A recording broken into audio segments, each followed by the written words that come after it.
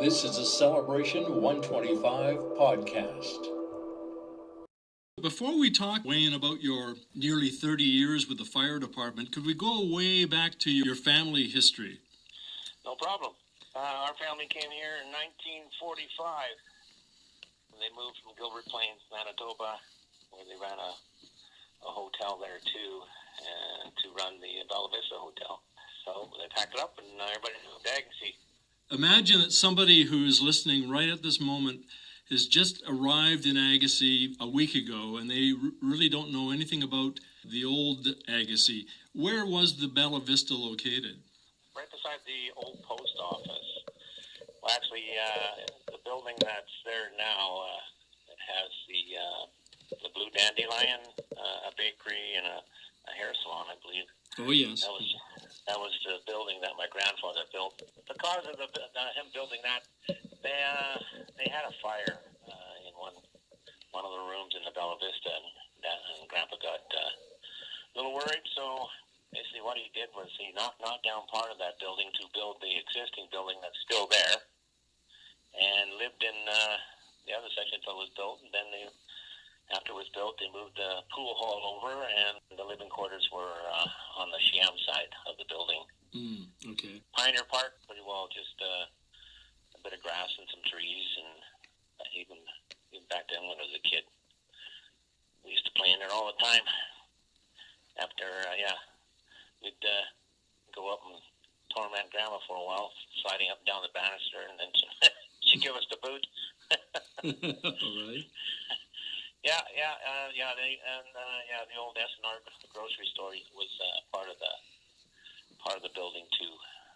We used to, as kids, we lived down on Highway 9. I remember one day, was our three-wheelers.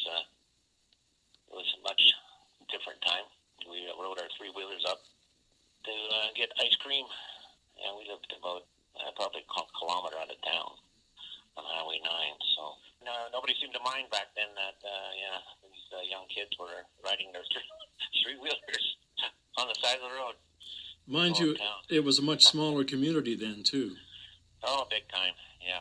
I've seen a lot of changes, I did move away. I moved away when I was just out of graduation in 1973. I moved away, came back in 89 to run the pool hall. My dad and mom had enough, and so I became the third generation Dyer to run the pool hall. So ran that to the point where, just everything, the times were changing.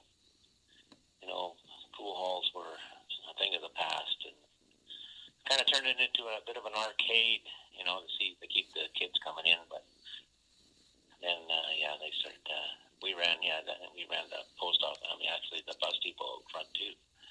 Ran that for a while. Wow. You're really sort of weaving your way through the fabric of the community, eh? You had your hands in a lot of different areas. Yes. Oh, yeah. We did that, back then, growing up with my parents and whatnot. Actually, all my uncles were involved so much in baseball. It was just, they played baseball pretty well all their lives, and they graduated. They kind of moved. Men's fastball kind of died on them. No, not fastball, but hardball. So they used to go to the games there at Pioneer Park. Well, actually, Centennial Park. Yeah, we're talking the 50s and 60s, right? Or even Correct. earlier? Yeah. Yeah. So you have Fern, Willis, Earl, and Mervyn, who is also known as Spud. I guess he's better known as Spud, eh? That's my dad. Yeah. Yeah, very rarely went by Mervyn. Yeah. Where did Spud come from, do you know? Actually, it was a nickname my grandma had, and it was passed down to him. Oh, really? Okay. Yeah. If you look in the memories book, for anyone who hasn't done that yet, look in the memories book, and you have some wonderful photos of the baseball teams and also your families as well. Yeah. My dad was pretty well on every team back then when they came here. So yeah, it was some good memories there. Having they basically had all the Christmases there and all the bigger functions at the Bella Vista. Yeah, as kids, we used to remember the old Japanese oranges used to come in wooden boxes. Yep, I remember. Yeah, we used to have those wooden boxes. We'd drag those around, and so we were tall enough to shoot pool in the tables. That's when we started playing pool with my brother and my cousins. They'd have all the big dinners in the dining room. Fascinating times. Now, how did it come about that you became involved with the fire department? Actually, through just friends. Actually, the chief that is current right now, Gerald Basson, he was a big part. Him and Mike Price, they were good friends. And I kind of met him when I was still down in Maple Ridge. And when I came back in 1990, I joined. Well, they talked to me, and I said I'd come down. I was looking to do something for the community anyway, so I've been an Elks member, a Legion member, and so fire department. Give it a whirl, and I just basically just fell in love with it. It was a calling. Yeah. That's the only way I can look at it. Mm-hmm. And basically learned fast that I had to go back to school. Mm-hmm. And, spent a lot of time at through the Justice Institute of BC trying to get all my credentials and whatnot. But it was 1990. Well, actually 90. By 94. Well, I think it was 93. It was 92. I think I became captain. Things moved quickly back then. Because of the turnover, it was a small department. Became captain, and then there was a shuffling where the current chief, Harry Basson, he was going full time over at Chilliwack. So we kind of had a meeting with the officers and whatnot. I said I would try it for a year, and basically 24 years later, I was still there. I was still working as an assistant fire chief right now. That capacity right now, just still carrying a pager. I'm having a hard time letting it go.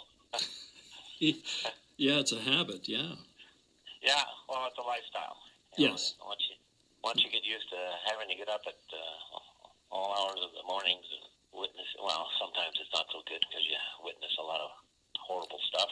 A couple of years back, would that Mount Hicks fire be one of the worst experiences? No? That was just a wildfire. Yeah. Heck no. And the most fire I recall is the Vanderwick barn fire on Seabird Island, well, just off Seabird Island off of Chapman Road. That was the largest fire I've ever seen in my life. Wow. And dangerous. It was very dangerous. We had things exploding. I saw a fireball shoot 30 feet in the air by the sides of my arm, straight up. It was an acetylene tank that exploded. Mm-hmm. And if that was lying down and exploded and that would have cut our firefighter right in half. Wow. It was crazy. We had major. They had old oil drums in there, and that all exploded. We had fireballs going in the sky 50, 60 feet, just solid fireballs. There was cattle. They lost a lot of cattle. It was just horrible. Wow. Horrible. Yeah, I soon learned on the fire department that, basically, fire was only a percentage of our calls. Most of our calls are motor vehicle. Well, the first call I ever did was a triple fatal. That was my introduction into the first call. So, you learn quick that fire's one. It's called the fire department, but it's basically we do a lot of rescue and tech stuff. How does it work with the Agassiz Fire Department, and also there's the Harrison Hot Springs Fire Department? How do you know, and I'm speaking obviously strictly as a layperson knowing nothing about how this works, how do you know which will respond to the fire, or do you both go? How does that work? Certain areas, we both respond. We have mutual aid with Harrison, and we actually have automatic aid for anything related with fires. And I'm just drawing a blank right now, but Thunderbird Estates, all through the Rockwell corridor. Mm-hmm. There's anything mentioned of fire, Harrison's page along with us. Anything in Harrison related related to extrication, jaws, we're paged with them because, they don't have the tools we do. We're also paged out with Popcom. Popcom's one of our mutual aid halls, North Fraser. I see. Seabird, Chilliwack. We have lots of mutual aid agreements, so when things go crazy, we can call in a lot of resources, which is needed. The old Kent Hotel fire, we called in pretty well all the departments were there, even Chilliwack with an aerial. That's the one right that was on the Lougheed, right? That was on the Lougheed, that West Coast Robotics is going in there now. Yeah, Davis Lane, yeah. Yeah, down in there. Mm-hmm. That was a huge fire. We've had some dandies. A few years ago, the fire hall in Agassiz made a move to a new facility. Can you talk about that? No, that was unbelievable. Yeah, well, I first started, 2008, I was the first fire chief, I was the first paid fire chief in the District of Kent, so I was pretty proud of that. And 2000, it started, we were looking at a site 2007. It was basically on where the fire hall is now on industrial. It was, they were starting to make pellet stoves in there. Mm-hmm. And then some big company bought them out because they didn't want the competition. And the guy gave the district a sweet deal, and then we drew up plans. That's our existing hall. But the old hall, that was, basically council chambers is in it now. That's where council chambers are. We used to park 4 trucks in 3 bays. How did you do that? It was tricky. You had to do it just right, otherwise you wouldn't get them in. Right. So you put the truck that ran the least at the back. But we had some of the older trucks. I remember back then we used to ride on the back, strapped to the back. We used to ride over Mount Woodside. And you either froze to death or you got asphyxiated by the exhaust. It was crazy times, especially when she was cold and snowing. Yeah, you hunkered down and just hung on. I can imagine. Well, now, look, this may be a dumb question, but is search and rescue tied in with you, or is that totally separate? That's totally separate. Yeah. They're funded by a different agency. Oh, I see. But we work hand in hand with them. We do a lot of calls together. Any vehicles over the bank, anything over the bank, they were paced out with us. We were just out last week in a vehicle over the bank past Bear Creek. Yeah, we went down, made sure there's nobody in the vehicle, and we saved we rescued the family dog. The dog was down there. Oh. They couldn't find it. They came back, they couldn't find it, but the other day, and they came back up to the cart because it was scared, and it actually, one of our firefighters, he repelled down. Mm-hmm. The dog still had a leash. He grabbed the leash, and the dog bit him, but he had his gloves on, so it was all quick. Hey, the dog wanted to come up the hill. You should have seen it. Just get me out of here. Oh, boy. Yeah, and the next day he was reunited with the owner. Well, Wayne, I want to say on behalf of the community that we thank you for all that you have done and continue to do in our area. Thank you. No, I appreciate it. Yeah, it's always been something for me, a privilege to have worked in the community and put in my time, because even back in 1945, my uncles were on the fire department, which was pretty bare bones back then, but there's been a member of my family on the fire department ever since. That is an impressive legacy.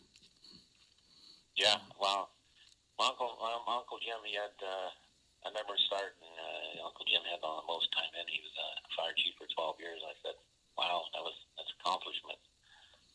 Yeah, and then 24 years later, wow. It goes by. Yeah. And, it was, basically 2018, it was just, there's a lot of stress in it, and it was time. It was time for me to let the deputy chief move up and get another deputy chief, and it's working good. The department is actually, I think, running better. 'Cause they're a lot smarter on computers than I was. Well, Yeah. okay. Everything's all techno now. Yes, it is. Yeah. Yeah. Okay. Well, former fire chief Wayne Dyer. Thank you very much, Wayne. No problem. Any other questions? I could sit there and tell you stories all day long. Yeah. Well. No, it's nice. I've been reading all your podcasts, and it's good stuff. Appreciate you doing it. Well, thank you, and hey, we can always do this again and get more stories. Okay. You got that right. You bet.